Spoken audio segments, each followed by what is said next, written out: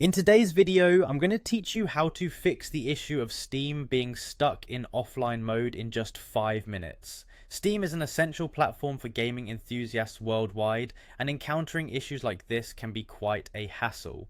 But don't worry, we'll walk through this process step by step to get you back online quickly. Let's start by opening the Task Manager.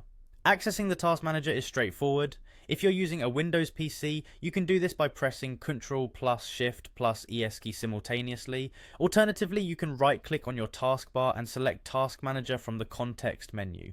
Once the Task Manager is open, you'll want to look for the Steam application among the list of active programs. After you've found Steam in your Task Manager, the next step is to right click on it. A drop down will appear giving you several options. You need to click on End Task. By doing this, you're effectively closing Steam completely, which can help resolve temporary glitches that might be keeping it in offline mode. Now with Steam closed, go ahead and restart it. Log back into your account if prompted. This refresh should reset any connectivity issues that might have been occurring. Open up Steam and you should be greeted by the standard homepage that you're used to seeing. Once you're logged in and on your Steam homepage, look toward the top left of your screen. You'll see a menu bar with several options. Click on Steam, which will be the first option in that menu.